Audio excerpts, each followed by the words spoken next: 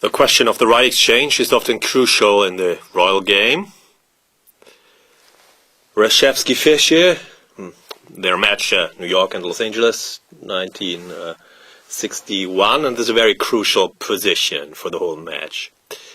Samuel Reshevsky is to move his white, and of course all chances are with black, so the position is a draw or Fischer wins. But okay, here it is still a draw. How to defend? Take your time. The king must come closer to reinforce the blockading forces. Now it is a draw, and the tactical point is that rook takes f4, runs into check. Taking on f4 loses due to rook e2 check, but now the rook ending, of course, is a draw. Or, can't be better for black. So, possible move is rook e7, but white's blockading forces are strong enough. The e-pawn is under control, and the position is a draw. Now, white either keeps his a-pawn, okay, now black wins it, or can crucially improve the situation on the king side. This is much better for the bishop. It's very typical. The pawn now complements the bishop, controls light squares, and the bishop attacks the h6 pawn, which forces one of black's pieces to protect the pawn, and then black cannot win. And it's very typical that it is better that the bishop attacks the pawn than the other way. It protects its own pawn, as we will see in the game continuation. So, after king g2, the position is a draw. But rook c1 was a mistake. Now Fischer is winning. He puts his rook behind the pawn, and Reshevsky has lost too much time. e2 would have won, or lead to a winning position, but it's not so easy, of course, to make this final conclusion. The a-pawn falls. White gets the e-pawn in exchange, but now black is winning according to the table basis. h5. This is crucial. Now black has improved the situation on the king's side, and if white's king could come round to h3, it would be a draw, but black can stop it. And now black wins, as Fischer has had already proved in my 60 memorable games in principle, but we will see this later. Very important is that black has now managed to achieve this setup, to put his pawn on a light square so that all his forces are free, his king and rook. And as a guideline, this is what the rook wants, to be free and to attack.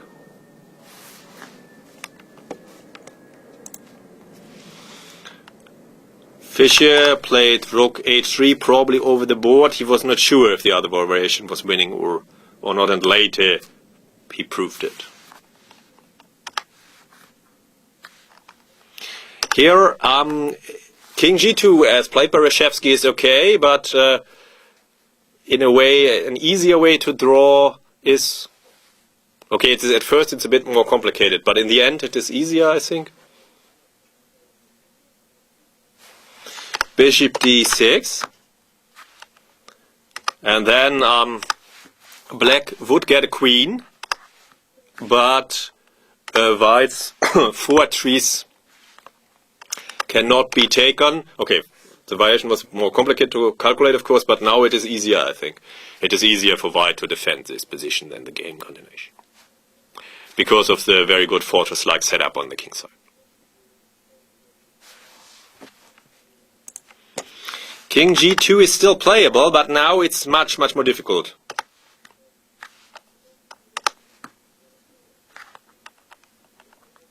Yeah, and this poses a crucial question.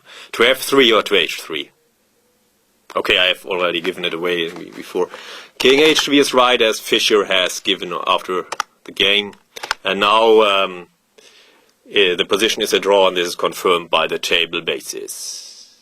White always has counter chances on the king side in time. Now, the king is surprisingly better placed on h3 than on f3.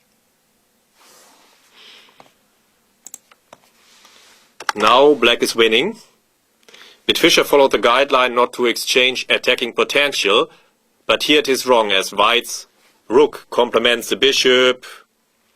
The bishop is colorblind, but here the rook helps it. The coordination, black has two rooks and they are not so dangerous. They are not. The bishop protects the g3 and both protect the king. So this was called for and forced. And Evans had already indicated in Chess Live that black wins, and Fischer gave the full proof in my 60 memorable games. And I can just give one possible line. Fischer's proof is much longer, but yeah, it's winning also according to the endgame table basis.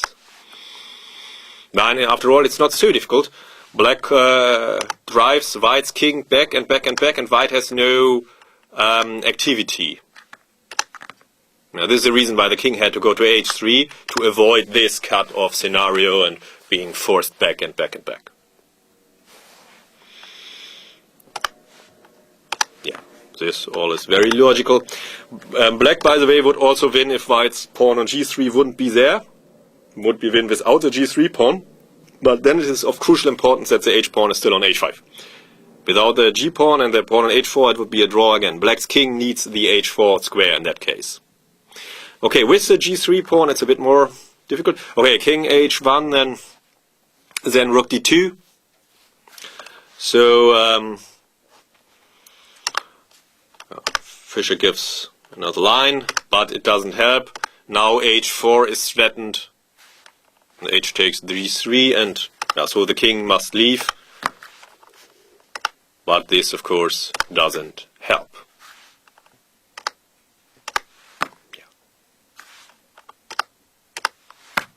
H4 is in the air in several lines, and so white is forced away and lost.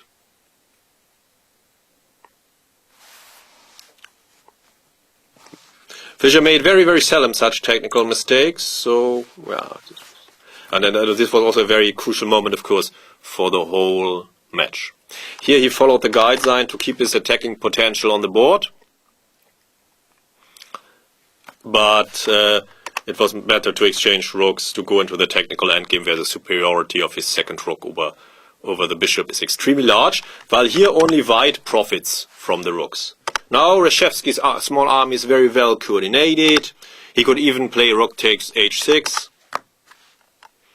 Yeah, and then black's two rooks don't help much. White's king is safe, and not much can be done anymore, and so our draw was agreed.